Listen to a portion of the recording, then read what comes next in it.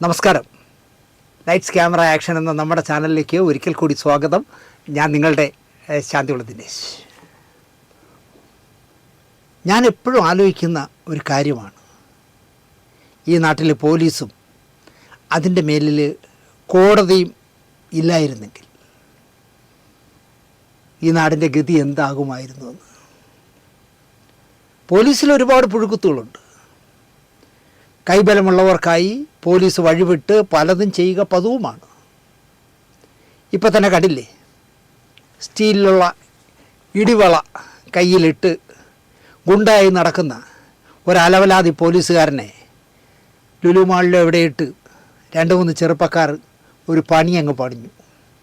ഇവൻ പോലീസിലെടുക്കാൻ യോഗ്യത ഇല്ലാത്തൊരുത്തനാണ്. തന്ത മരിച്ചതുകൊണ്ട് ജോലി കിട്ടിയതാണ്. ഇവൻ ആരെങ്കിലും അടിക്കണമെന്ന് തോന്നിയാൽ കൈ കിടക്കുന്ന ഈ സ്റ്റീൽ വള ഊരി ഇങ്ങനെ വെച്ചിട്ട് ഇടിച്ചു കൊടുക്കും. ആലോചിച്ച് നോക്കിയേ, ഈ ഗുണ്ടകളെയൊക്കെ ഇങ്ങനെ സിനിമയിലൊന്നും പോലീസിലെടുത്താനുള്ള അവസ്ഥ ആലോചിച്ച് നോക്കിയേ.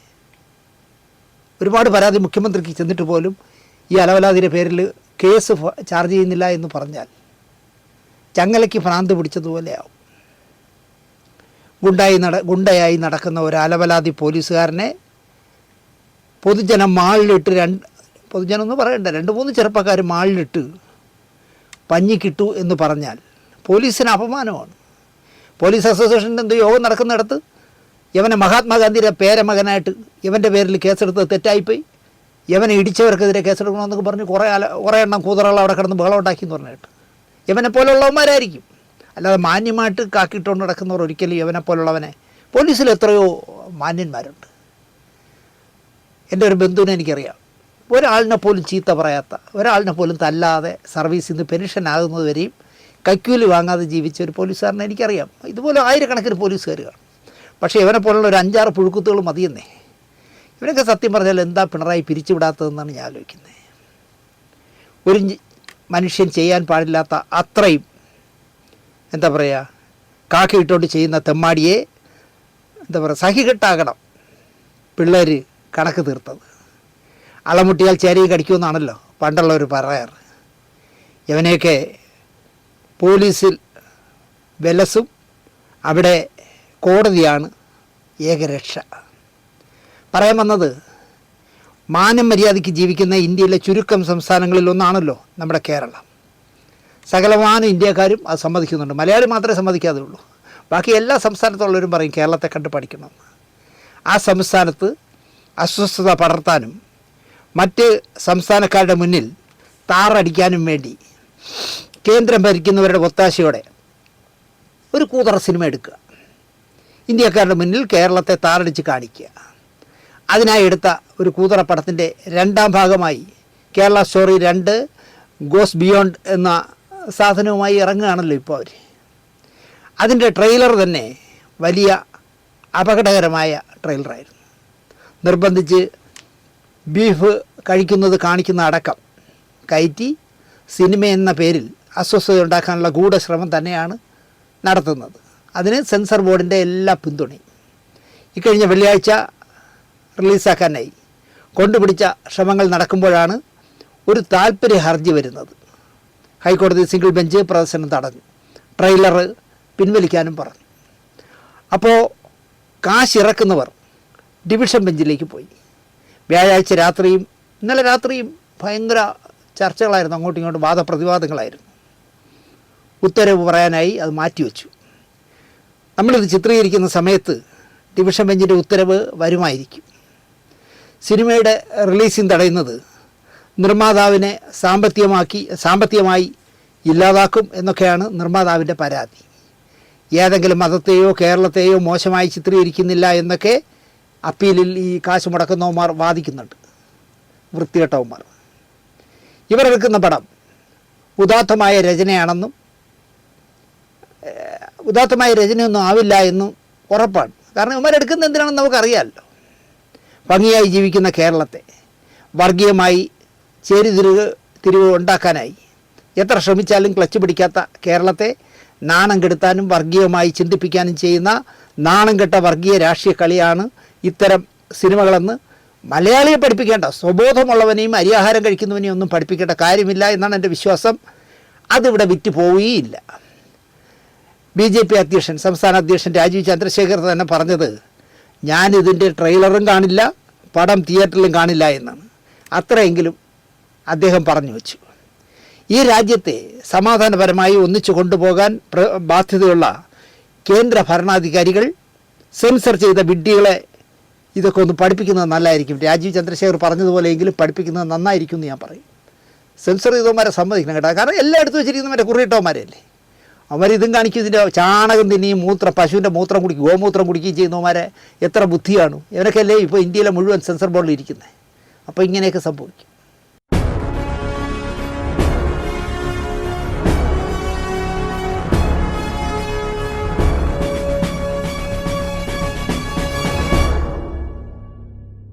അങ്ങയുടെ ദൗർബല്യം എന്താണ് എന്ന് ഞാൻ ചോദിച്ചാൽ എന്തായിരിക്കും ഒരു ഉത്തരം?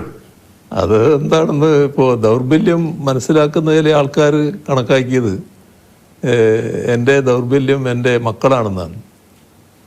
അങ്ങനെ ഒരു ദിവസം രാവിലെ എൻ്റെ ഒരു കോളേജ് കാലത്തുള്ള ഒരാൾ രാഷ്ട്രീയമായിട്ട് വിരുദ്ധചേരിയിലാണ്.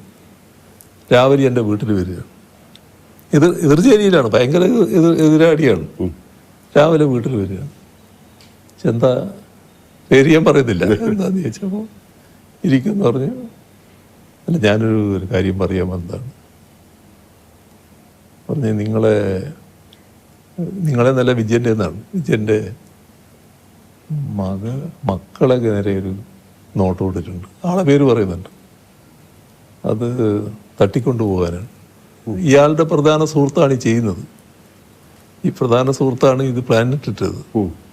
അപ്പോൾ ആ സുഹൃത്തിനോട് ഇയാൾ പറഞ്ഞു, പിന്നെ അതൊന്നും ചെയ്യാൻ പാടില്ല, അതൊക്കെ പിന്നെ നാട് കത്തും, അന്ന് അങ്ങനെ ഒരു വഴിക്ക് പോകരുത് എന്നൊക്കെ പറഞ്ഞു.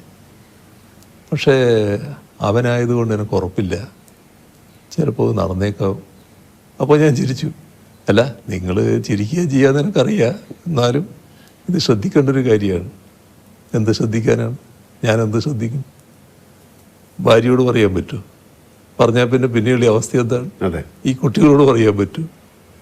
അത് പിന്നെ വരുന്നിടത്ത് കാണാൻ നോക്കൽ മാത്രമേ പറ്റൂ. അപ്പോൾ ദൗർബല്യം എന്നുള്ളത് മറ്റുള്ളവരാണല്ലോ വിലയിരുത്തുന്നത്. അങ്ങനെ കണ്ടത് കുട്ടികളാണ് ദൗർബല്യം എന്നുള്ള മട്ടിലാണ്. സംഭവ ബഹുലമായ ജീവിതമാണ് അങ്ങ് കടന്നു പോകുന്നത്.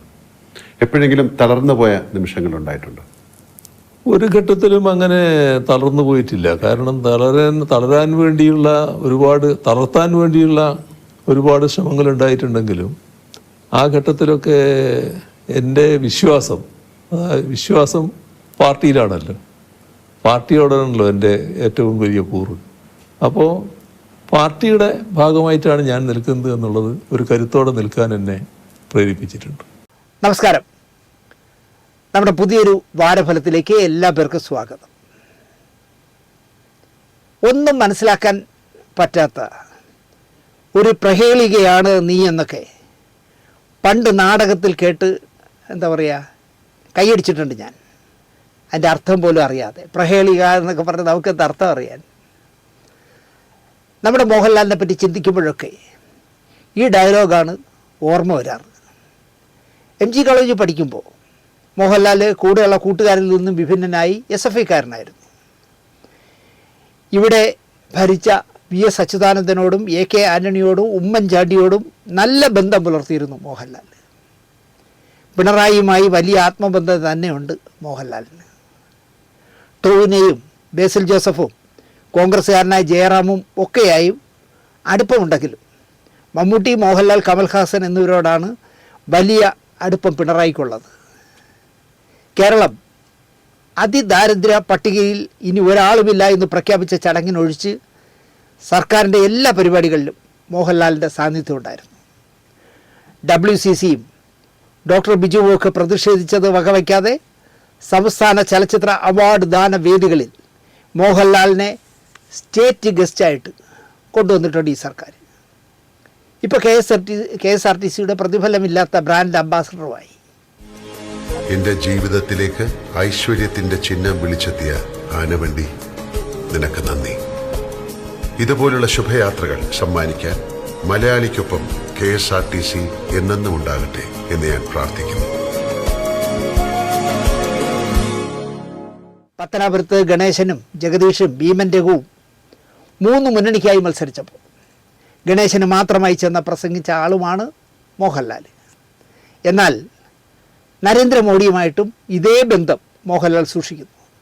അച്ഛൻ്റെയും അമ്മയുടെയും പേരിൽ രൂപീകരിച്ച ട്രസ്റ്റ് പോലും ലാൽ ചെന്ന് ക്ഷണിച്ചു മോഡിയെ.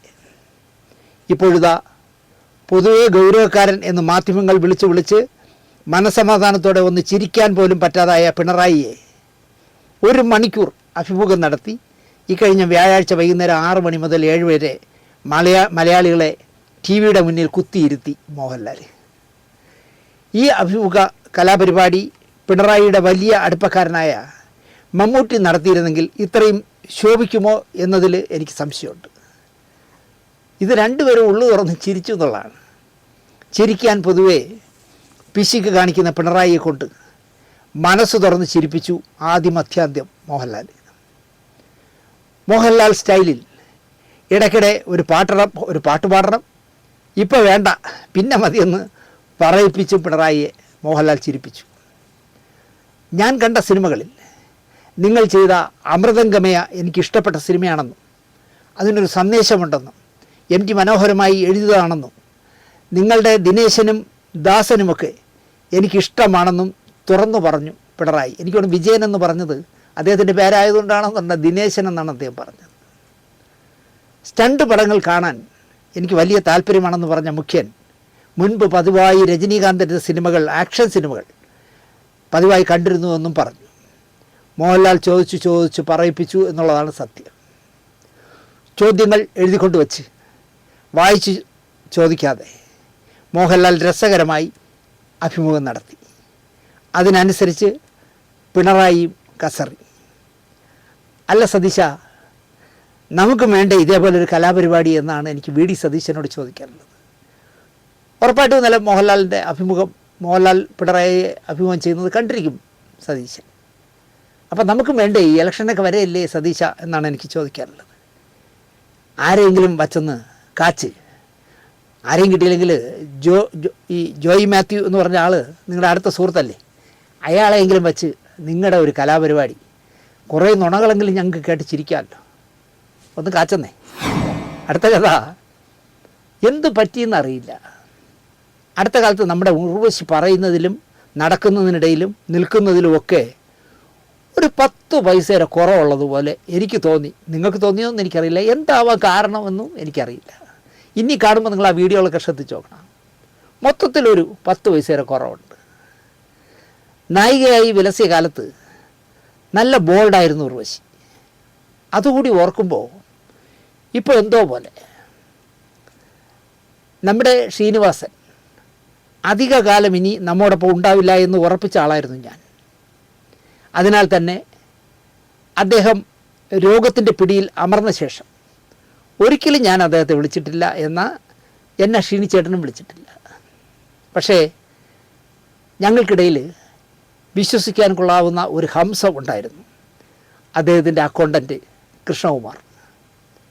എനിക്ക് ഷീനിച്ചേട്ടനോട് പറയാനുള്ളത് ഞാൻ കൃഷ്ണകുമാറിനോട് പറയും. കൃഷ്ണകുമാർ ഇക്കാര്യം ഷീനിച്ചേട്ടനോട് പറയും. അദ്ദേഹം ഷീനിച്ചേട്ടൻ പറയുന്ന മറുപടി കൃഷ്ണകുമാർ എന്നോട് പറയും. അത് ഒരുപാട് കാലം അങ്ങനെ തുടർന്നു. നനച്ചിരിക്കാതെ കൃഷ്ണകുമാറും പോയി. തലയണ മന്ത്രത്തിലെ കാഞ്ചന മാത്രം മതി ഉർവശിയുടെ റേഞ്ച് അളക്കാൻ. 1990 മികച്ച നടിക്കുള്ള സംസ്ഥാന അവാർഡ് കാഞ്ചനയിലൂടെ ഉർവശി നേടുകയും ചെയ്തു. പൊന്മുട്ടയിടുന്ന താറാവടക്കം ഉർവശിക്ക് മനോഹരമായ വേഷങ്ങൾ എഴുതിയ ആളായിരുന്നു ശ്രീനിവാസൻ. ഒരാൾ മരിക്കുമ്പോൾ കൃത്യമായിട്ട് അവിടെ പോയി അവസാനമായൊന്ന് കാണണം എന്നൊന്നുമില്ല, അങ്ങനെയൊന്നും ഒരു നിയമവും ഇല്ല ഇവിടെ. പക്ഷേ അതിനെ ന്യായീകരിച്ച് മെഴുകി കുളമാക്കരുത് എന്നാണ് എനിക്ക് ഉർവശിയോട് പറയാനുള്ളത്. എനിക്കും ജയറാമിനും പ്രിയപ്പെട്ടവനായിരുന്നു ശ്രീനിവാസൻ. പക്ഷേ അവസാനമൊന്ന് പോയി കാണാൻ ഞങ്ങൾക്ക് കഴിഞ്ഞില്ല. അത്രേ, അവിടെ നിർത്തിയാൽ മതിയായിരുന്നു. കാര്യം വലിച്ചു നീട്ടി കുളമാക്കി കളഞ്ഞു. പോകാൻ പറ്റിയില്ല, വരാൻ കഴിഞ്ഞില്ല, അവിടെ തീർന്നേനെ.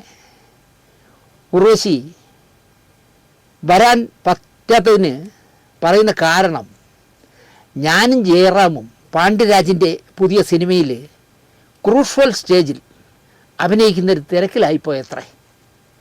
ശ്രീനിവാസനല്ല, ഇനി എൻ്റെ വീട്ടിലുള്ള ആരെങ്കിലും മരിച്ചാലും ശരി, ഞാനൊരു ക്രൂഷ്യൽ സ്റ്റേജിൽ നിന്നാണ് അഭിനയിക്കുന്നതെങ്കിൽ ഞാൻ പോവില്ല എന്നാണല്ലോ എൻ്റെ അർത്ഥം. എന്തിനാണ് ഇങ്ങനെയൊക്കെ പറയാൻ പോണേ? മാത്രമല്ല, ആ ക്രൂഷ്യൽ സ്റ്റേജിൽ നിൽക്കുമ്പോൾ വിട്ടുപോന്നാൽ, ആ പടം പകുതിക്ക് നിന്നു പോയാൽ നിർമ്മാതാവ് വലിയ നഷ്ടത്തിലാകും അത്രേ എന്നാണ് ഉറുശി പറയുന്നത്. പിന്നെ അവസാനമായി പോയി കണ്ട് പ്രൂവ് ചെയ്യേണ്ട ആവശ്യം ഒന്നുമില്ലത്രേ. അത് മരിച്ചുപോയ ഷീനിയേട്ടനും അറിയാം, അദ്ദേഹത്തിൻ്റെ കുടുംബത്തിനും അറിയാമെന്നാണ് ഉറുശി പറയുന്നത്. ഞങ്ങൾ സിനിമയിൽ പെട്ടുപോയതാണ്, ഇല്ലെങ്കിൽ ജയറാം വരാതിരിക്കുമോ എന്ന് ഒരു പ്രത്യേക ചോദ്യം കൂടി ഉറുശി ചോദിക്കുന്നു. ഇവിടെയാണ് എനിക്ക് 10 പൈസയുടെ കുറവ് തോന്നിയത്. ഉർവശിയോടോ ജയറാമിനോടോ ആരെങ്കിലും ചോദിച്ചോ ശ്രീനിവാസൻ മരിച്ചപ്പോൾ നിങ്ങളെന്താ പോകാഞ്ഞതെന്ന്? വിവരമുള്ളവരാരും സിനിമാക്കാരോട് ആ ചോദ്യം ചോദിക്കാനിടയില്ല. കാരണം അവരത്തരക്കാരാണ്. കാര്യം കാണാൻ കഴുതക്കാല് പിടിക്കുകയും അപ്പ കാണുന്നവനെ അപ്പ എന്ന് വിളിക്കുന്നവരാണല്ലോ സിനിമാക്കാർ. അതുകൊണ്ട് തന്നെ നിങ്ങളെന്താ ഷീനി മരിച്ചിട്ട് വരാത്തത് എന്ന് ആരും വിവരമുള്ളവരാരും ചോദിക്കില്ല. ഒരു സിനിമയിൽ അഭിനയിക്കുമ്പോൾ ഒരു ദിവസം മാറി നിൽക്കാത്തവരാണോ ജയറാമും ഉർവശിയൊക്കെ? ഒറ്റ ദിവസം ഒരു അഭിനേതാവ് പനിയായി കിടന്നു പോയാൽ ആ സിനിമ അതോടെ പൂട്ടിക്കെട്ടി അവസാനിപ്പിക്കുമെന്ന പച്ച നുണ ഉർവശി പറയാമോ എന്നാണ് എനിക്ക് ചോദിക്കാനുള്ളത്. നിങ്ങൾ രണ്ടാളും ഇപ്പോൾ ക്യാരക്ടർ റോളുകളാണ് ചെയ്യുന്നത്, അല്ല നായികയൊന്നും അല്ലല്ലോ. നായികയും നായകനും അല്ലാത്തപ്പോൾ എന്തിനാണ് ഇത്തരം പച്ച നുണകൾ പറഞ്ഞ് വില കളയുന്നത്? 10 പൈസയുടെ കുറവുണ്ട്, അതുകൊണ്ടായിരിക്കും. നിങ്ങളൊന്നും പോയില്ലെങ്കിലും ശ്രീനിവാസനെ അവസാനമായി കാണാൻ അദ്ദേഹത്തെ അഗാധമായി സ്നേഹിച്ച ഒരുപാട് സിനിമാക്കാരും ഒരുപാട് നാട്ടുകാരും ഒക്കെ ഉണ്ടായിരുന്നു, രാഷ്ട്രീയക്കാരും ഉണ്ടായിരുന്നു. അത് മതി. ദയവ് ചെയ്ത് ഇനി ഇതുപോലുള്ള ആളുകൾ മരിക്കുമ്പോൾ ജയറാമും വരരുത്, ഉർവശിയും വരരുത്. അതാണ് എനിക്ക് പറയാനുള്ളത്. അടുത്തൊരു മൂരി ശൃംഗാരത്തിൻ്റെ കഥയാണ്. ആധുനിക വർത്തമാന കാലത്ത് വാർത്താ സങ്കേതങ്ങൾ, പുതിയ വാർത്താ സങ്കേതങ്ങൾ വന്നതോടെ വീട്ടിലും കിടപ്പുമുറിയിലും ഹൃദയത്തിലും സൂക്ഷിക്കേണ്ടതൊക്കെ എടുത്ത് പബ്ലിക് ഡൊമൈനിലിടും. അതാണ് ഇപ്പോഴത്തെ ഏറ്റവും വലിയ ട്രെൻഡ്. അത് നോക്കിക്കൊണ്ടിരിക്കുന്ന യൂട്യൂബർമാർ അതിൽ കയറി പിടിച്ച് കഥയുണ്ടാക്കും. അപ്പോൾ അയാൾക്കെതിരെ കുതിര കയറി അടുത്ത മറുപടി ഇടും. അതിന് ഒരു കൂട്ടം വെട്ടിക്കിളികൾ മറുപടിയുമായി ഓടി വരും. ഓടിപ്പോയി മുഖ്യമന്ത്രിക്കോ സൈബർ സെല്ലിനോ പരാതി കൊടുക്കും. ഇതൊരു പതിവ് ശീലമാവുകയാണ് ഇവിടെ. കാരണം അവനവൻ്റെ ബെഡ്റൂമിൽ കാണിക്കേണ്ട ചേഷ്ടകൾ, അവനവൻ്റെ വീട്ടിൽ കഥ അടച്ചിട്ടിട്ട് കാണിക്കേണ്ട ചേഷ്ടകളൊക്കെ ക്യാമറയുടെ ഫ്രണ്ടിൽ കാണിക്കുന്നത് എന്തിനാണെന്നാണ് എനിക്ക് മനസ്സിലാകുന്നത്. ഭർത്താവ് മരിച്ച് ആ കാലത്ത്, ഭാര്യ മരിച്ചു അല്ലെങ്കിൽ കണ്ടവൻ്റെ കൂടെ പോയി എങ്കിൽ കരഞ്ഞും നിരാശരായും ജീവിതം നെരിപ്പോടാക്കാതെ പറ്റിയ മറ്റൊരു ഇണയെ കണ്ടെത്തണം, ആണായാലും പെണ്ണായാലും എന്ന പക്ഷക്കാരനാണ് ഞാൻ. ഇതിപ്പോൾ കിടപ്പ് മുറിയിൽ കാണിക്കേണ്ട മൂരു ശൃംഗാരം വരെ ഇൻസ്റ്റയിലും ഫേസ്ബുക്കിലും ഇട്ട് ആഘോഷിക്കുന്ന കാലമായിരിക്കുന്നു. ഇത് കാണാനിരിക്കുന്നവരിൽ ഭൂരിഭാഗവും ഞരമ്പ് രോഗം ഉള്ളവരും ആയിരിക്കും. അവരതിനെ എടുത്തിട്ട് അങ്ങോട്ട് അലക്കും കണാകൊണാന്ന്. ഭാര്യ മരിച്ചു പോയവനോ കളഞ്ഞിട്ട് പോയവനോ കെട്ടാത്തവനോ ആയ ഒരുത്തൻ, ഭർത്താവ് മരിച്ചതോ കളഞ്ഞതോ ആയ ഒരുത്തി, ഇരുവർക്കും കാള പോലെ പ്രായമുള്ള മക്കളുണ്ടെന്ന് തോന്നുന്നു. ഞാൻ ഈ ഡീറ്റെയിലൊന്നും അന്വേഷിക്കാൻ പോയിട്ടില്ല. ഇവർ തമ്മിലങ്ങ് കെട്ടി. നല്ലത്. ഞാൻ ചെറുപ്പമാണ്, ഹസിന് എൻ്റെ അപ്പയുടെ പ്രായമായി, നട്ടും ബോട്ടും ഒക്കെ ലൂസായി, ചിലത് കളഞ്ഞുപോയി എന്ന അർത്ഥത്തിലൊക്കെ സംസാരിക്കുന്ന സ്വഭാവക്കാരിയാണ് ഈ രണ്ടാമത് കെട്ടിയ വാധു. നരച്ചു വളർന്ന താടിയും മീശയും ഒക്കെയായി നിസ്സംഗനായി പുതിയ കെട്ടിയോളുടെ ഗുണവതിയാരെ നോക്കിയിരിക്കുക അല്ലാതെ അവരെ അധികമൊന്നും പറയാത്ത കെട്ടിയോൻ പുയ്യാപ്ല മിണ്ടൂല. ബെഡ്റൂമിലായിട്ട് ചവിട്ടിക്കളയൊന്നും പേടിച്ചാണെന്നറിയില്ല. ഇവരുടെ മൂരി ശൃംഗാരങ്ങൾ യൂട്യൂബ് ഞരമ്പന്മാർ ചിത്രീകരിച്ച് പബ്ലിക്കിനായി സമർപ്പിക്കും. ആയിരങ്ങൾ അത് കാണും, കമൻ്റ് ഇടും. നിർദോഷമായ കാര്യം എന്നതിനെ പറയാം. അവിടവും കടന്നാലോ? ഈ പെണ്ണുമ്പിള്ള വിചാരിക്കുന്നത് എനിക്ക് 17 കഴിഞ്ഞ് ഇപ്പോൾ 18ലേക്ക് കടക്കുന്നു എന്ന ലെവലാണ്. സംസാരത്തിലൊക്കെ ഒരു സിൽക്ക് സ്മിത പുറപ്പെടുവിക്കുന്ന ശീൽക്കാരങ്ങളുടെ അകമ്പടി കാണും.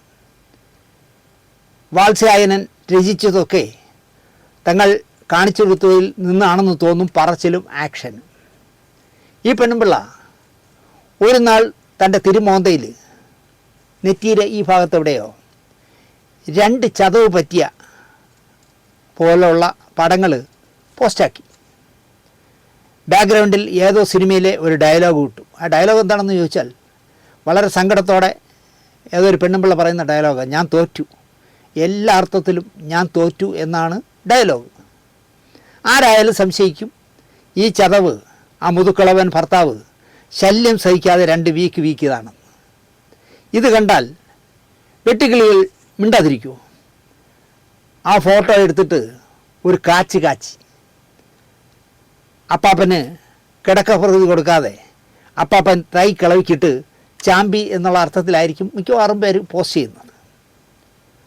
അത് വന്ന ഉടനെ ഈ നവവധു തൈക്കിളവി അങ്ങിറങ്ങി. രാജ് ടോക്കിനെന്താ പ്രശ്നം? രാജ് ടോക്ക് ഇതിനുത്തരം പറഞ്ഞേ പറ്റൂ. എന്നെ എൻ്റെ മറ്റവൻ അടിച്ചു എന്ന് വീഡിയോ ഇട്ടല്ലോ, പറയും മറുപടി എന്നൊക്കെ പറഞ്ഞിട്ട് ഒരു യൂട്യൂബറെ എടുത്തിട്ട് അലക്കി. യൂട്യൂബർ അതിൻ്റെ മറുപടി ഇട്ടു. വടി കൊടുത്ത് അടി വാങ്ങിക്കുന്ന പരിപാടിയല്ലേ. എല്ലാം കഴിഞ്ഞപ്പോഴാണ് പറയുന്നത്, ഞാനിപ്പോൾ ഒരു സീരിയലിൽ അഭിനയിക്കുകയാണല്ലോ, ആ സീരിയലിൻ്റെ മേക്കമ്മൻ മുരുകൻ വെറുതെ എൻ്റെ നെറ്റിയിലൊരു ചതവിട്ട് തന്നു. ആ ചതവ് വെച്ച് ഞാൻ 2 പടം എടുത്തു. ആ പടമിട്ടിട്ട് ഞാൻ വെറുതെ ഒരു ശബ്ദം ക്യാരിയോർ ചെയ്തു. യൂട്യൂബർമാർ എന്നെ സംശയിച്ചു. എൻ്റെ കെട്ടിയോൻ താടിയും മുടിയൊക്കെ പിടിച്ച് കെട്ടി വെച്ചിട്ട് എൻ്റെ കൂമ്പിലിട്ടിടിച്ച് തന്നു എന്ന് വിചാരിച്ചു. മറുപടി പറയൂ രാജ് ടാക്ക്, നിങ്ങൾ മറുപടി പറയണം. ഇത് മേക്കപ്പായിരുന്നു. വല്ല കാര്യമുണ്ടെന്ന് ആലോചിച്ചോക്കണേ. ആര് കണ്ടാലും വിചാരിക്കും ഈ മുതുക്കളവൻ എടുത്തിട്ട് ഇടിച്ച് കാണുമെന്ന്. ഇടിയും കൊണ്ടുകൊണ്ട് ഒന്ന് കരഞ്ഞുകൊണ്ടിരിക്കുന്ന പോലുള്ള ആക്ഷനിലാണ് പടം എടുത്ത് കിട്ടുന്നത്. എന്തിരുന്നറിയാം, ഇത് വിവാദം ഉണ്ടാക്കാൻ വേണ്ടി ഇടുന്നതാണ്. എന്നിട്ട് ഇട്ടവനെ തെറി വിളിക്കുക, കേസ് കൊടുക്കും, മറ്റേ ചെയ്യും മറിച്ച് ചെയ്യും. നിങ്ങൾ മറുപടി പറയൂ രാജ് ടാക്ക് മറുപടി പറഞ്ഞില്ല എങ്കിൽ ഞാൻ മറ്റു കാര്യങ്ങൾ ചിന്തിക്കും. അപ്പോൾ രാജ് ടാക്ക് മറുപടി പറയുന്നു, ഞാൻ നിങ്ങളുടെ ഹസ്ബൻഡിനെ വിളിച്ചിരുന്നു, അദ്ദേഹം എന്നോട് കാര്യങ്ങൾ സംസാരിച്ചിരുന്നു, നിങ്ങൾ മേക്കപ്പ് ഇട്ടതാണെന്ന് എനിക്കറിയില്ലായിരുന്നു, എന്നാൽ പോലും ഞാൻ നിങ്ങളെ കുറ്റവാളിയാക്കിയില്ലല്ലോ എന്നൊക്കെ പറഞ്ഞാൽ അയാൾ മെഴുകുന്നു ഇവർക്ക് ന്യായമായ മറുപടിയായിട്ട്. കഷ്ടമാണ് കേട്ടോ. എങ്ങനെയെല്ലാം പബ്ലിസിറ്റി ഉണ്ടാക്കാൻ നോക്കൂ. വല്ലവനും 2 പിള്ളേരെയും ഉണ്ടാക്കി തന്നിട്ട് അവൻ ആ കാലത്തിൽ മരിച്ചു പോവുകയോ അല്ലെങ്കിൽ അവൻ കളഞ്ഞിട്ട് പോവുകയോ ചെയ്താൽ പറ്റിയ ഒരു കക്ഷിയെ കെട്ടി ബാക്കി കാര്യങ്ങൾ ഇത്രയും കാലം ഭർത്താവ് പോയ ശേഷം കുറേ കാലം ഉറ കിടന്നെങ്കിൽ അതൊക്കെ അങ്ങ് ബെഡ്റൂമിൽ ചെയ്താൽ പോരെന്നേ. അതെടുത്തുകൊണ്ട് വന്ന് അല്ലെങ്കിൽ അതിൽ മേക്കപ്പ് ഇട്ട് ചാമ്പുക, എന്നിട്ട് ചാമ്പിയത് കണ്ടുകൊണ്ട് ആരെങ്കിലും സ്റ്റോറി ഉണ്ടാക്കിയാൽ അവനെ വിരട്ടുക. കഷ്ടം. അടുത്ത കഥ, ചേരേണ്ടിടത്ത് ചേർന്നു എന്നാണ് അഖിൽ മാരാർ എന്ന വിളയാതെ പഴുത്ത പയ്യനെ പറ്റി ഞാൻ ചിന്തിക്കാറ്. അത് വിളഞ്ഞു പഴുത്തതല്ല, അതുകൊണ്ട് തന്നെ മധുരം ഉണ്ടാവില്ല. അടിയുറച്ച ഗാന്ധി ശിഷ്യൻ എന്ന തരത്തിൽ കോൺഗ്രസിനായി വർത്തമാനം പറഞ്ഞു നടന്ന പയ്യനായിരുന്നു. ഭയങ്കര അടിയുറച്ച മറ്റേ ചർക്കയിൽ നൂല് നൂൽക്കാനും ഉപ്പ് സത്യാഗ്രഹത്തിനും വാർത്തയിലും ഒക്കെ പോയിരുന്നു തോന്നും അവൻ്റെ വർത്തമാനം കേട്ടാൽ. അനന്തരവനെ പോലെ മച്ചമ്പിയെ പോലെ പ്രതിപക്ഷ നേതാവിൻ്റെ മടിയിൽ വിനയാന്വിതനായി ഇരുന്ന കോൺഗ്രസ്സുകാരനായിരുന്നു മാരാർ. ഒരു പഞ്ചായത്ത് വാർഡിൽ പോലും പ്രവർത്തിക്കാത്ത പയ്യന് ഒരാശ മുളച്ചു. ധനമന്ത്രിക്കെതിരെ, ബാലഗോപാലിനെതിരെ എനിക്കൊന്ന് മത്സരിക്കണം എൻ്റെ നാട്ടിൽ കൊട്ടാരക്കരയിൽ. കാറിൻ്റെ ഡിക്കിയിൽ നിന്ന് മാങ്ങ വന്ന് വീഴും പോലെ വോട്ട് പെട്ടിയിൽ നിന്ന് കുമുകുമാ കൈപ്പത്തി ചിഹ്നത്തിലുള്ള ബാലറ്റ് പെട്ടികൾ അല്ലെങ്കിൽ കെട്ടുകൾ വന്ന് വീഴും. തേങ്ങാക്കൂട്ടത്തിന് പകരം ഇനി നിയമസഭയിൽ തെറിവിളിക്കാൻ ഞാനാകുമുണ്ടാവുക ഗാന്ധിയനായി എന്നൊക്കെയാണ് പുള്ളി സ്വപ്നം കണ്ടത്.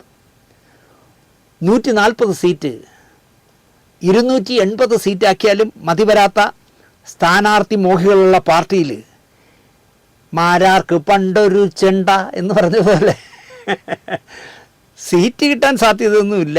അവർ തള്ളി. ഒരു മടിയും പിന്നെ തോന്നിയില്ല. ഞാൻ ഇന്നലെ വരെ സതീശന് ജയ് വിളിച്ചതാണെന്നോ മാരാർക്ക് അല്ല മറ്റേ തേങ്ങാക്കൂട്ടത്തിനൊക്കെ ജയ് വിളിച്ചതാണെന്നോ ഒന്നും ഓർക്കാതെ ഒരൊറ്റ ചാട്ടം. കോൺഗ്രസിനേക്കാൾ തള്ളാണ് NDA മുന്നണിയിലെ പ്രധാന കക്ഷി, ദേശീയ കക്ഷിക്ക് സ്ഥാനാർത്ഥി നിർണയം. ഞാൻ തോൽക്കാം എന്ന മത്സരമാണ് അവിടെ നടക്കുന്നത്. പഞ്ചായത്ത് തിരഞ്ഞെടുപ്പിൽ അങ്ങ് കേന്ദ്രത്തിൽ നിന്ന് കൊടുത്ത 300 കോടി രൂപ ആർക്കൊക്കെ വിളമ്പിയില്ല, എത്ര തട്ടി എന്നൊക്കെയുള്ള വാഗ്വാദങ്ങൾ നടക്കുന്നതിനിടയിലാണ് നിയമസഭാ ഇലക്ഷൻ വരുന്നത്. അപ്പം പിന്നെ അതിൽ കണ്ണുവയ്ക്കാതിരിക്കുക. അതാ വരുന്നു കിറ്റക്സ് സാബു മാങ്ങാപ്പഴ മുന്നണിയുമായിട്ട്, അല്ലെങ്കിൽ മാങ്ങാപ്പഴം പാർട്ടിയുമായിട്ട് NDAയിലേക്ക്. മതിലിരിക്കുന്ന BDJS പോയാലും കുഴപ്പമില്ല, 2020 സാബുവിൻ്റെ പൂത്ത പണമുണ്ട് എന്ന് സ്വാഭാവികമായിട്ടും BJPക്ക് തോന്നിക്കാണും. സാബു ഇൻ ആയതിൻ്റെ പിറ്റേന്ന് മാരാര് ചാടി സാബുവിൻ്റെ ഒപ്പം. താമരപ്പുറത്ത് മാങ്ങാപ്പഴം. നല്ല രസമായിരിക്കും അല്ലേ, ഒരു താമരയിൽ മാങ്ങാപ്പഴം ഇരിക്കുന്നത്. ഇപ്പോൾ ഇതൊക്കെ ഓർമ്മിപ്പിച്ചത് മാരാർ മോഹൻലാലിന് എതിരെ ഒരു ഇൻഡാസ് എഴുതിയിരിക്കുന്നു അയാളുടെ ഫേസ്ബുക്കിൽ. മുഖ്യമന്ത്രി പിണറായി അഭിമുഖം നടത്തിയത് ഒട്ടും മാരാർക്ക് ഇഷ്ടപ്പെട്ടില്ല. മോഹൻലാലിനെ ഇല്ലാതാക്കാൻ ശ്രമിച്ച പാർട്ടിയാണത്രേ CPM. ഒരു തെളിവ് പറ മാരാരെ, നീ ചുമ്മാ പുളു അടിക്കാതെ എന്തെങ്കിലും പറ. മോഹൻലാലിനെ തകർക്കാൻ, അല്ലെങ്കിൽ മോഹൻലാൽ എന്ന അഭിനേതാവിനെ മലയാളത്തിൽ നിന്നും കച്ച കെട്ടിക്കാൻ CPM നടത്തിയ ഒരു കാര്യം പറ. ഭാരതീയ സംസ്കാരത്തിലും ആത്മീയതയിലും വിശ്വസിക്കുന്ന മോഹൻലാലിനെ സ്വന്തം വിശ്വാസത്തിൻ്റെ പേരിൽ എത്രയോ തവണ ആക്ഷേപിച്ചവരാണത്രേ കക്ഷികൾ, അല്ലെങ്കിൽ കമ്മികൾ. അയാളുടെ ഇപ്പം BJP പോയപ്പോഴാണ് ഈ വാക്കൊക്കെ പഠിച്ചതെന്ന് എനിക്ക് തോന്നുന്നു.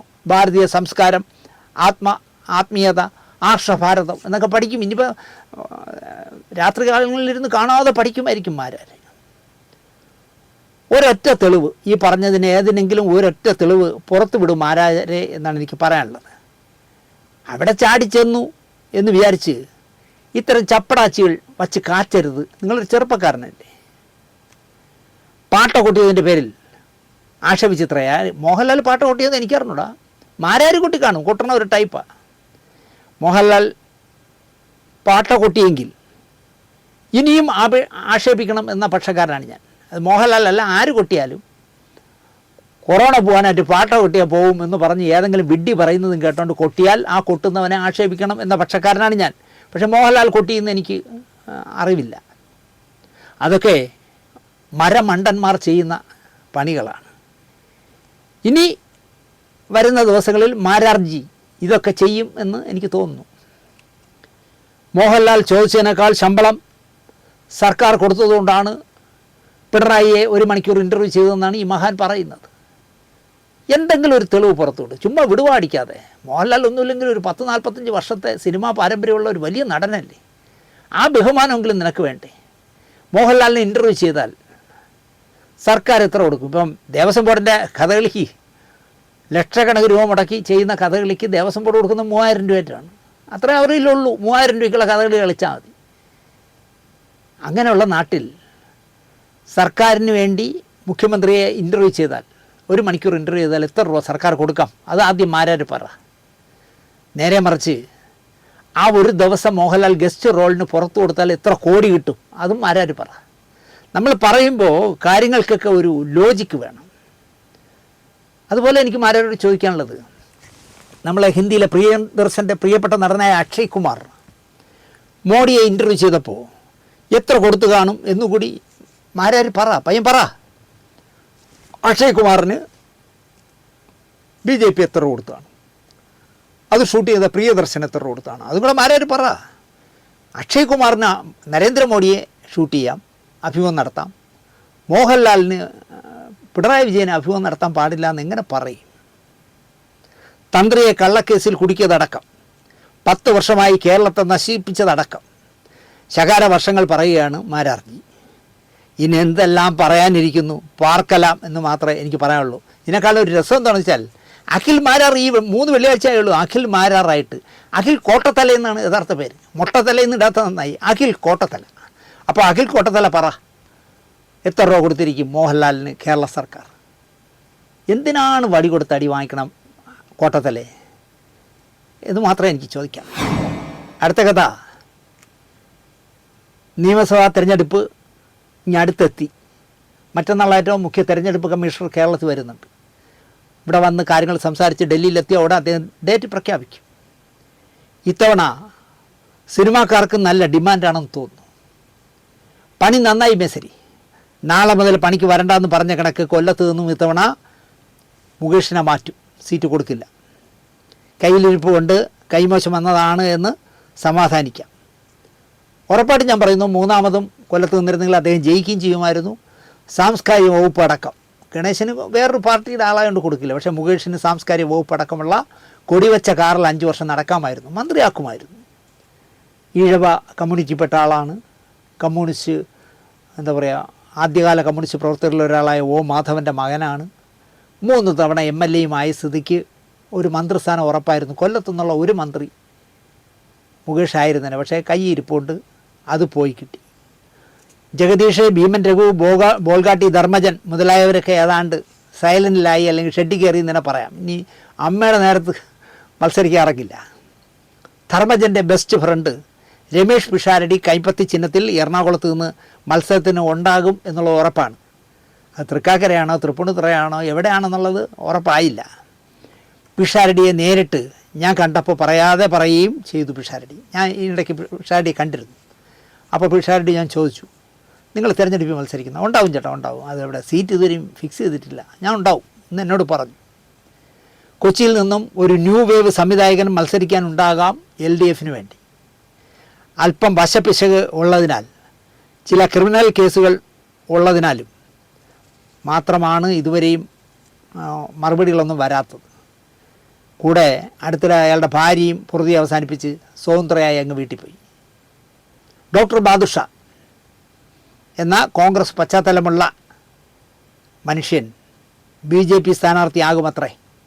എവിടെ മത്സരിക്കുമെന്നതിൽ മാത്രമാണ് ഉത്തരം കിട്ടേണ്ടത്. ഒരു സിനിമയും എടുത്ത് അതിനായി പാർട്ടിക്കാർ കൊടുത്ത കോടികൾ കണക്കൊന്നും കാണിക്കാതെ രാമസിംഹൻ അങ്ങ് BJP അങ്ങ് വിട്ടല്ല, ചാടി.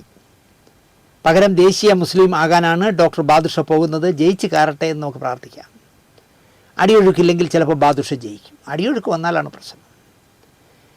2 തവണ ജയിച്ച കുറ്റത്തിന് പാട്ടുകാരി ദിലീമയ്ക്ക് 3-ാം തവണ സീറ്റ് കിട്ടാൻ സാധ്യത കുറവാണ് എന്ന് പറയുന്നു. നിയമസഭയിൽ ഇങ്ങനെ ഒരു ഭരണകക്ഷി MLA ഉള്ളത് പിണറായി വിജയനെങ്കിലും അറിയാമായിരുന്നോ എന്നും എനിക്കറിയില്ല. കമാന്നൊരക്ഷരം പാട്ട് പാടലല്ലാതെ ദിലീമയ്ക്ക് വേറൊന്നും പറഞ്ഞിട്ടില്ല. നടനും നിർമ്മാതാവും വേണേൽ സംവിധായകനെന്നും വിളിക്കാവുന്ന മാണി സി കാപ്പൻ സ്വന്തം പാർട്ടിയുടെ എല്ലാം ആയതിനാൽ താൻ അദ്ദേഹം ഒറ്റയ്ക്കല്ലേ ഉള്ളൂ. പാലായിൽ തന്നെ മത്സര രംഗത്ത് ഉറപ്പായും ഉണ്ടാകും. മികച്ച പാർലമെൻറ്റേറിയൻ ആയിരുന്ന സുരേഷ് ഗോപിയെ തൃശ്ശൂരിൽ തന്നെ നിയമസഭാ സീറ്റിൽ മത്സരിപ്പിക്കണമെന്ന ചിന്ത അദ്ദേഹത്തിൻ്റെ പാർട്ടിക്കുണ്ട്. എന്നാൽ ഗുരുവായൂരിൽ ഒരു കൈ നോക്കിക്കളയാൻ ഞാൻ ശ്രമിക്കാം എന്ന് പാർട്ടിക്കും ആലോചന ഉണ്ടത്രേ. പാർക്കല്ല എന്നേ പറയാൻ പറ്റൂ. ട്രോളുകളെല്ലാം, സുരേഷ് ഗോപിയുടെ ട്രോളുകളെല്ലാം കൂടിയെടുത്ത് എതിരാളികൾ ജംഗ്ഷൻ തോറും പ്രദർശിപ്പിച്ചാൽ അണ്ണൻ്റെ കാര്യം കഷ്ടത്തിലാകും എന്നത് വേറൊരു സത്യം. ഇതെല്ലാം വിടാൻ നമുക്ക്. ഇവിടെ രസകരമായ മറ്റൊരു കാര്യം പറയാനാണ് ഞാൻ ആഗ്രഹിക്കുന്നത്. കമൽഹാസൻ രാജ്യസഭയിലെത്തി DMKയുടെ പിന്തുണ കൊണ്ട്. ജോൺ ബ്രിട്ടാസുമായി ചേർന്ന് പുഴുകുന്നു ഗോവിന്ദനാശാൻ്റെ വെടിക്കെട്ട് പോലെ പൊട്ടിക്കുന്നുണ്ട് ഇരുവരും രാജ്യസഭയിൽ. ജോൺ ബ്രിട്ടാസ് പാറമേക്കാവിലിന് വേണ്ടി പൊട്ടിച്ച് തീരുമ്പം പിന്നാലെ സുരേഷ് ഗോപി പൊട്ടിക്കുന്നു. അല്ല, നമ്മുടെ എന്താ പറയുക, കമൽഹാസൻ പൊട്ടിക്കുന്നുണ്ട്. എന്തുകൊണ്ട് ഒഴിവ് വരുന്ന രാജ്യസഭാ സീറ്റിലേക്ക് നമ്മുടെ മമ്മൂട്ടിയെയും മോഹൻലാലിനെയും LDFന് സ്ഥാനാർത്ഥികളാക്കിക്കൂടാ എന്നാണ് എനിക്ക് ചോദിക്കാനുള്ളത്. അല്ല, ഇനിയിപ്പോൾ ഭരണം UDFന് കിട്ടിയെന്ന് വെച്ചോളൂ. ഭൂരിപക്ഷം അവർക്കാണ് കൂടുതൽ മെജോറിറ്റി ഉള്ളതെങ്കിൽ LDFന് ഒരു സീറ്റേ ജയിപ്പിക്കാൻ പറ്റൂ. ഒരു സീറ്റ് UDFും കൂടി ചേർന്ന് മമ്മൂട്ടിയെയും മോഹൻലാലിനെയും രാജ്യസഭാ സ്ഥാനാർത്ഥികളാക്കി അല്ലെങ്കിൽ രാജ്യസഭാ MP ആക്കി 6 വർഷക്കാലത്തേക്ക് അങ്ങ് വിടണം എന്നാണ് എൻ്റെ ഒരാഗ്രഹം. മോഹൻലാൽ ചിലപ്പോൾ രാജ്യസഭയിൽ ചെന്ന് ചിരിച്ചുകൊണ്ടിരിക്കുകയുള്ളൂ. മമ്മൂട്ടി ഒരു 1.5 കാച്ച് സ്പീച്ച് നടത്തും, അംബേദ്കറിലൊക്കെ നടത്തിയതുപോലെ ഒരു കാച്ചുമെന്നാണ് എൻ്റെ വിശ്വാസം. ഇനി പറയുന്ന ആ കഥ കേട്ട് നിങ്ങൾ എന്നെ ഒരു മരമണ്ടൻ എന്നൊന്നും വിചാരിക്കരുത്. ഞാനൊരാളെ പരിചയപ്പെട്ടാൽ, എന്നെ ഒരാൾ ഫോൺ വിളിച്ചാൽ, എനിക്കൊരു മെസ്സേജ് അയച്ചാൽ, അന്നു മുതൽ അവരെൻ്റെ ആത്മാർത്ഥ സുഹൃത്തുക്കളായിരിക്കും, പരിചയം പോലും ഇല്ലായിരിക്കും. അങ്ങനെ എനിക്ക് ആയിരക്കണക്കിന് സുഹൃത്തുക്കളുണ്ട്. അങ്ങനെ നേരിൽ കണ്ടിട്ടില്ലാത്ത ആൺ പെൺ സുഹൃത്തുക്കൾ, നൂറുകണക്കിനല്ല ആയിരക്കണക്കിന് സുഹൃത്തുക്കൾ എനിക്കുണ്ട് വർഷങ്ങളായിട്ട്. ഇവരിൽ എനിക്ക് ഇഷ്ടപ്പെടാത്ത ഒരു ചെറിയ സ്പെല്ലിംഗ് മിസ്റ്റേക്ക് കാണിച്ചു എന്ന് എനിക്ക് തോന്നിയാൽ അവരെ ആജീവനാന്തം വെറുക്കപ്പെട്ടവരാക്കി ഞാനങ്ങ് പ്രഖ്യാപിക്കും, ബ്ലോക്ക് ചെയ്ത് കളയും. പിന്നെ അവരുമായൊരു അടുപ്പവും എനിക്കുണ്ടാകാറുമില്ല. തൃശ്ശൂർ കുഴൽമന്നത്തുകാരി ഒരു ആരാധിക ഒരു ദിവസം എന്നെ വിളിച്ചു. നല്ല രസകരമായി ചിരിക്കും. നമ്മളെന്തെങ്കിലും തമാശ പറഞ്ഞാൽ പൊട്ടി പൊട്ടി അവരും ചിരിക്കും. സ്ഥാനത്തും അസ്ഥാനത്തും കുടുംബമഹിമ, ആഢ്യത്വം, നല്ല അച്ഛനമ്മമാർക്ക് പറഞ്ഞവൾ എന്നൊക്കെ സംസാരത്തിനിടയിൽ ഒരു 100 പ്രാവശ്യം വച്ച് കാച്ചു. അത് മാത്രമേ ഉള്ളൊരു മൈനസ്. ഭയങ്കര ആഢ്യത്വമുള്ളവരാണ്. എൻ്റെ അച്ഛനമ്മമാരെ പോലെ കേരളത്തിൽ വേറെ ആരുമില്ല എന്നൊക്കെ പറഞ്ഞ് ഇങ്ങനെ കാച്ചു. അവിവാഹിതയാണെന്ന് പറയുന്നു അവർ. അച്ഛനമ്മമാരുടെ കാര്യം നോക്കി നോക്കി വിവാഹപ്രായം കഴിഞ്ഞത് അറിഞ്ഞില്ല എന്നാണ് അവരെന്നോട് പറയാറ്. ഉത്തമയായ ഒരു സ്ത്രീയാണെന്ന് എനിക്ക് തോന്നിയതിനാൽ ഞാൻ സിന്ധുവിനെയും പരിചയപ്പെടുത്തി. നല്ല ബന്ധക്കാരായി ഞങ്ങൾ, എന്നും വിളിക്കും. ഒരു നാൾ എനിക്ക് ഒരു മെസ്സേജ് മറ്റൊരു ആരാധിക അയച്ചു. ഞാൻ ഒറ്റയ്ക്കാണ് സാർ, എറണാകുളത്തെ ഒരു മണിമാളികയിൽ ഒറ്റയ്ക്കുള്ള ജീവിതം. ഭർത്താവ് ഗൾഫിൽ പണമുണ്ടാക്കാൻ ആ ഒരൊറ്റ ലക്ഷ്യത്തോടെ ഗൾഫിലാണ്. ഒരു കുട്ടികൾ പോലും ഇല്ല സാർ, ഞാൻ ഒറ്റയ്ക്കാണ്. കൊച്ചിക്ക് വരുമ്പോഴൊക്കെ താങ്കൾ BTHിലാണ് താമസമെന്ന് താങ്കൾ പറഞ്ഞെനിക്കറിയാം. എന്തിനാ ഒരു രാത്രി ഉറങ്ങാനായി മാത്രം 4000 രൂപ കളയുന്നത്? എൻ്റെ വീട്ടിൽ നമുക്ക് അടിച്ച് പൊളിച്ച് കഴിയാം. ഒരു ശല്യവും ഉണ്ടാവില്ല, ആരുടെയും ഒരു ശല്യവും ഉണ്ടാവില്ല. ഇതാണ് മെസ്സേജ്. അപ്പോൾ എനിക്ക് ലാഭമല്ലേ, 4000 രൂപ ലാഭമല്ലേ, ചെന്നാൽ മതി. രാത്രി നമുക്ക് അടിച്ച് പൊളിച്ച് നേരം വെളുക്കുമ്പോൾ സാറിൻ്റെ വഴിക്കങ്ങ് പോവാം. ഞാൻ ആ മെസ്സേജ് മാഞ്ഞു പോകാതിരിക്കാനായി സ്റ്റാർ അടിച്ചിട്ടു. മാസങ്ങൾ കുറേ കഴിഞ്ഞു പോയപ്പോൾ ആ നമ്പറിൽ നിന്നും നേരത്തെ പറഞ്ഞ കുഴൽമന്തത്തുകാരി എന്നെ വിളിച്ചു, സംസാരിച്ചു, ഫോൺ വെച്ചു. അപ്പോൾ ഇവരാണ് ഈ മെസ്സേജ് അയച്ചത്, മനസ്സിലായില്ലേ, വേറൊരു സിമ്മിൽ നിന്ന്. ഞാൻ മെസ്സേജ് വന്ന കാര്യവും ഇന്ന് ആ നമ്പറിൽ നിന്നും നിൻ്റെ കുഴൽമന്തത്തുകാരി ചേച്ചി വിളിച്ച കാര്യവും സിന്ധുവിനോട് പറഞ്ഞു. സിന്ധുവിനെ അവർ വിളിച്ചപ്പോൾ വ്യക്തമായി സിന്ധു ചോദിച്ചു, ചേച്ചി എന്തിനാ അണ്ണനോട് മറ്റൊരു നമ്പറിൽ നിന്നും കൊച്ചിക്ക് വരുമ്പോൾ താമസിക്കാൻ വിളിച്ചത്? ഞാൻ സാറിനെ പരീക്ഷിച്ചതാ എന്നൊക്കെ പറഞ്ഞ് അവർ ഉൾട്ടയടിച്ചു. എന്നിട്ട് എന്നോട് ചോദിക്കുകയാണ്, അവർ എന്നെ വിളിച്ചിട്ട് ചോദിക്കുകയാണ്, നിങ്ങളൊരു അച്ചിക്കോന്തനാണോ, എന്തിനു ഭാര്യയോട് ഇക്കാര്യമൊക്കെ പറയുന്നത് എന്നൊക്കെ എന്നെ വിളിച്ച് സംസാരിച്ചു. ഇവരുടെ ചേച്ചിയുടെ മകൾ ഉള്ളതാണെന്ന് എനിക്കറിയാം. ഇവരുടെ ചേച്ചിയുടെ മകൾ തൃശ്ശൂരിലെ ഒരു BJP കൗൺസിലറാണത്രേ. ആ കൗൺസിലറെയും കൂട്ടി തൃശ്ശൂരിലെ ഏതോ ഒരു പോലീസ് സ്റ്റേഷനിൽ ഇവരൊരു പരാതി കൊടുത്തു. ഒപ്പം തിരുവനന്തപുരത്തൊരു ചാനൽ നടത്തുന്ന എല്ലാ സിനിമാക്കാരും വ്യഭിചാരമാണ്, നസീർ സാറ് മദ്യപിച്ചിട്ടാണ് ചത്തത് എന്നൊക്കെ പറഞ്ഞ് പ്രോഗ്രാമിൽ ചെയ്യുന്നൊരു ഞഞ്ഞാവിഞ്ഞയില്ലേ, ഞഞ്ഞ എന്ന് പറയുന്നത്. മാസത്തിൽ 15 ദിവസം ഞഞ്ഞ പറയുക, 15 ദിവസം ICUയിൽ കിടക്കുക, അടിച്ച് പീരുന്ന് അതിൻ്റെ ഇൻറ്റേർണലായിട്ടുള്ള എല്ലാം ചത്തിരിക്കുകയാണ്. അയാളെ വിളിച്ചു. അയാളെ വിളിച്ചിട്ട് കുറേ കഥകൾ ഫോണിലൂടെ പറഞ്ഞു കൊടുത്തു. എന്തൊക്കെയോ എന്നെപ്പറ്റി പറഞ്ഞു കൊടുത്തു. അവനത് ഒരു സ്റ്റോറിയാക്കി. നാണമില്ലേടാ, നിനക്ക് പോയി തൂങ്ങി ചത്തോടാടാ എന്നൊക്കെ പറഞ്ഞിട്ട് ചെയ്തു. ഞാനതിനൊന്നും പ്രതികരിക്കാൻ പോയില്ല, നമുക്കതിൻ്റെ പണിയില്ലല്ലോ. എന്നെ ഈ ഞഞ്ഞ പറയുന്ന തെറികളൊക്കെ വ്യാപകമായി ആളുകൾ കണ്ടിരിക്കും. കാരണം ദിനേശിനെ തെറി വിളിക്കുന്നില്ലേ, കേൾക്കാൻ ഇഷ്ടമുള്ളവരുണ്ടല്ലോ. പോലീസ് സ്റ്റേഷനിൽ നിന്ന് എന്നെ CIO മറ്റോ വിളിച്ചു.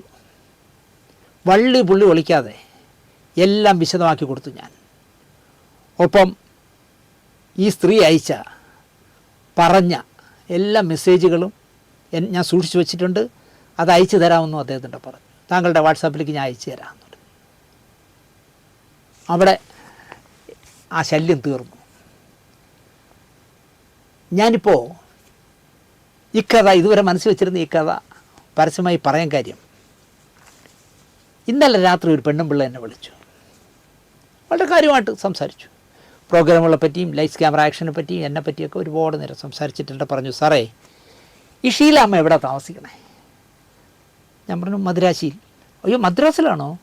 ഞാൻ കരുതി എറണാകുളത്താണെന്ന്. ഞാൻ പറഞ്ഞു, നിങ്ങൾക്ക് കരുതാനുള്ള സ്വാതന്ത്ര്യം ഉണ്ടല്ലോ, അവർ മദ്രാസിലാണ് താമസിക്കുന്നത്. സാറേ, എനിക്ക് ഷീലാമ്മയെയും സാറിനെയും ഭയങ്കര ഇഷ്ടമാണ്. ഞാൻ എന്നിട്ട്, അല്ല സാറേ, ഞാൻ തുറന്ന് പറയുകയാണ്, നടി എന്നുള്ള നിലയ്ക്ക് ഷീലാമ്മയെ ഭയങ്കര ഇഷ്ടമാണ്, അതിനേക്കാളും എനിക്ക് സാറിനെ ഇഷ്ടമാണ് സാറേ.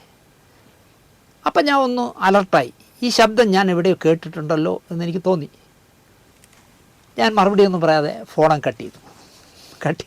എൻ്റെ കയ്യിലാണെങ്കിൽ ഈ എന്താ പറയുക, ഇതാരാണ് വിളിച്ചതെന്ന് നോക്കാനുള്ള സംവിധാനമൊന്നും ഞാൻ കൊണ്ടു നടക്കുന്ന ആളല്ല. ഞാൻ എൻ്റെ മോനോട് പറഞ്ഞടാ, ഈ നമ്പർ ആരുടെയെന്നൊന്ന് സെർച്ച് ചെയ്യുന്നത്. അപ്പോൾ അതിൽ പേര് തെളിയുന്നില്ല, വേറൊരു എവിടെ നിന്നുള്ളൊരു സ്ത്രീയുടെ പടമാണ് തെളിയുന്നത്. ഞാൻ എന്താച്ചാ, ഞാൻ വെറുതെ എന്ന് പറഞ്ഞ് ഞാൻ വച്ചു, നമുക്ക് തെളിയിക്കാം. അപ്പോൾ ഇങ്ങനെ ഒരുപാട് ഞരമ്പിന് കുഴപ്പമുള്ള പെണ്ണുങ്ങൾ വിളിക്കുന്നുണ്ട്. ദയവായി നിങ്ങൾക്ക് ആൾ തെറ്റിയതാണെന്നാണ് എനിക്ക് പറയാനുള്ളത്. നിങ്ങൾ വേറെ ആരെങ്കിലുമൊക്കെ വിളിക്കും, എന്തിനാണ് എന്നെ ശല്യപ്പെടുത്തുന്നത്? ഒരു എന്താ പറയുക, കഥ കൂടി പറഞ്ഞ് ഇന്നത്തെ കാര്യം അവസാനിപ്പിക്കാം. ആശ അച്ചി ജോസഫ് എന്ന് പറഞ്ഞ സ്ത്രീയെ നിങ്ങൾക്കറിയാമായിരിക്കും, സിനിമാക്കാരിയാണ്. PT കുഞ്ഞുമുഹമ്മദിനെതിരെ പീഡന പരാതി കൊടുത്ത സ്ത്രീയാണ് ആശ ആച്ചി ജോസഫ്. എനിക്കവരെ ബഹുമാനമാണ്. അവർ അതിജീവിത എന്ന് പറഞ്ഞ് മാളത്തിൽ ഒളിച്ചിരിക്കുന്നില്ല എന്നതിലാണ് എനിക്ക് ബഹുമാനം. PT കുഞ്ഞുമുഹമ്മദ് എന്ന നല്ല സിനിമകളുടെ പക്ഷത്തു നിന്ന് നിർമ്മാതാവും സംവിധായകനുമാണ് അദ്ദേഹം, അതിലും മാറ്റമൊന്നുമില്ല. ഗൾഫ് നാടുകളിൽ അനാഥരായി പോയവരെ കണ്ടെത്തി നാട്ടിലെത്തിക്കാൻ സഹായിച്ച പ്രവാസ ലോകം എന്ന പ്രോഗ്രാമിൻ്റെ അവതാരകനായും അദ്ദേഹം ഒരുപാട് പ്രശംസ നേടി. എല്ലാം വയസ്സാം കാലത്ത് കൊണ്ടുപോയി നശിപ്പിച്ചു. എന്തൊക്കെ പറഞ്ഞാലും ന്യായീകരിച്ചാലും സ്ത്രീ പീഡന കേസിൽ പെടുന്നത് ഒരു നാണം കെട്ട പരിപാടിയാണ് PT എന്നാണ് എനിക്ക് പറയാനുള്ളത്. ഇവിടെ തേങ്ങാക്കൂട്ടും മലവേടനും പീഡിപ്പിച്ചവർ ഒളിയുദ്ധം നടത്തിയ പോലെ ആശ ആച്ചി ഒളിച്ചിരുന്നില്ല. നടിയെ ആക്രമിച്ച കേസിലെ നടിയാരെന്ന് കേരളത്തിലെ കൊച്ചു കുഞ്ഞുങ്ങൾക്ക് വരെ അറിയാമായിരുന്നു. അവർ തന്നെ അഭിമുഖം കൊടുക്കലും ചാനലുകളിൽ ഡിബേറ്റിൽ പങ്കെടുക്കുകയൊക്കെ ചെയ്തിരുന്നു. വനിതാ മാസികയിൽ ദ്വൈവാരികയിൽ ഫോട്ടോ ഇട്ട് അവരുടെ അഭിമുഖവും നൽകിയിരുന്നു. എന്നിട്ടും കേസ് കഴിഞ്ഞിട്ടും അവരിപ്പോഴും ഇരുളിലാണ് നിൽക്കുന്നത്. ആരെങ്കിലും ഫോട്ടോ ഇട്ടാൽ കേസാവും. അവിടെ ആച്ചി പരസ്യമായി പ്രതികരിക്കുന്നു, പടവും വരുന്നു, ഇതാവണം പെണ്ണ് എന്നാണ് എനിക്ക് പറയാനുള്ളത്. പക്ഷേ ആച്ചി പറയുന്നത് ചിലത് എടുത്തുചാട്ടമോ നിയമവിവരമില്ലായ്മ കൊണ്ടോ പറയുന്നതാണ് എന്ന് പറയാതെ വയ്യ. നവംബർ 6-നാണ് ആച്ചിയെ പീഡിപ്പിച്ചു എന്ന് പറയുന്നത്.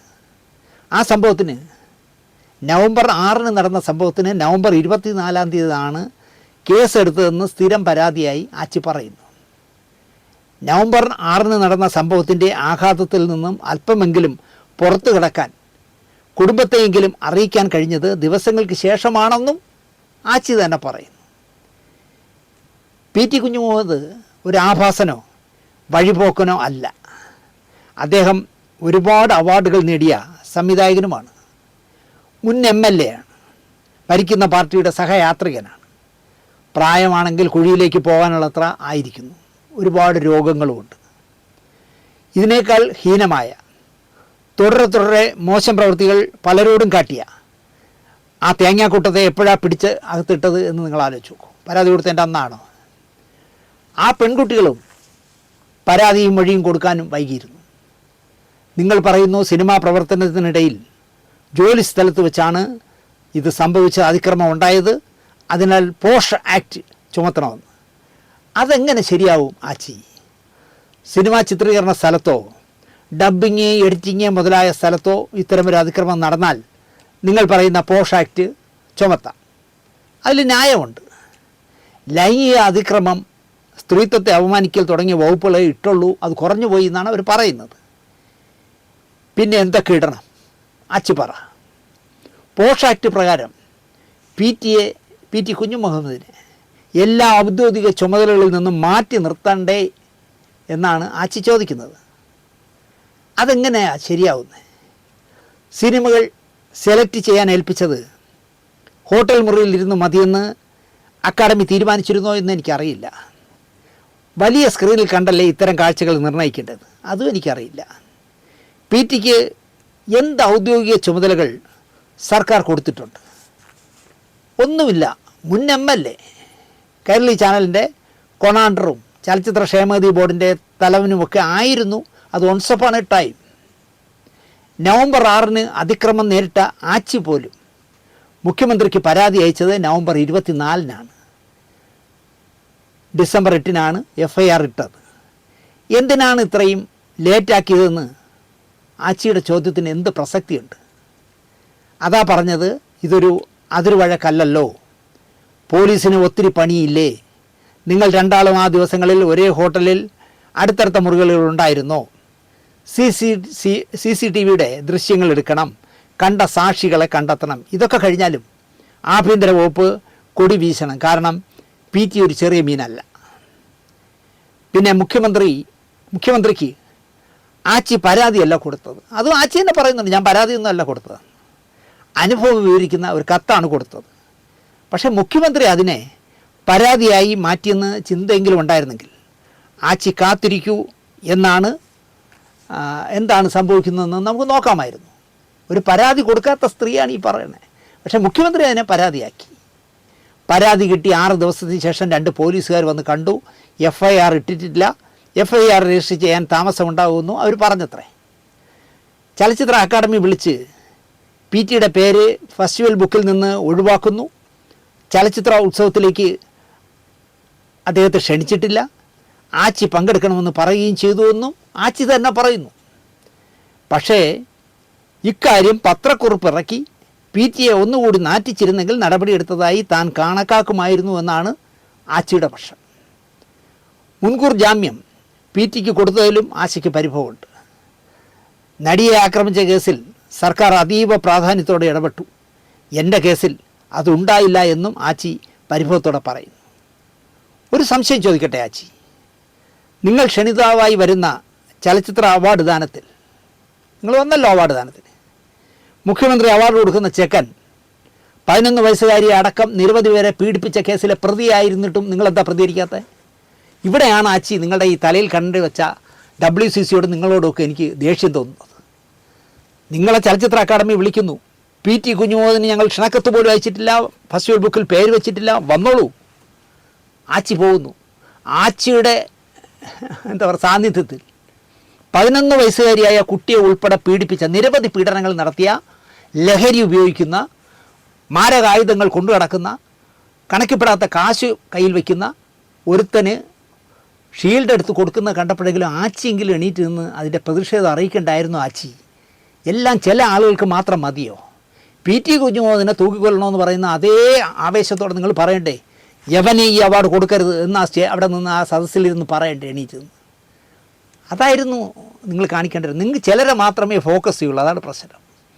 ഇതിൽ കൂടുതൽ ഞാൻ പറയുന്നില്ല ആച്ചി. എന്നാലും എനിക്ക് ആച്ചിയോട് ബഹുമാനമാണ്. കാരണം എടാ, എനിക്ക് ഒളിച്ചൊന്നും ഇരിക്കേണ്ട, ഇരുട്ടിൻ്റെ മറയത്തും ഇരിക്കേണ്ട, എന്നെയാണ് അയാൾ മോശം വർത്തമാനങ്ങളൊക്കെ പറഞ്ഞ് പീഡിപ്പിക്കാൻ വന്നതെന്ന് പറഞ്ഞ ആ ചങ്കൂറ്റത്തിന് എനിക്ക് ആച്ചിയോട് ബഹുമാനവും ഉണ്ട്. ഇത് കൂടുതലൊന്നും പറയുന്നില്ല. ഈ ആഴ്ചത്തെ വാരഫലം ഇവിടെ നിർത്താം. നന്ദി, നമസ്കാരം.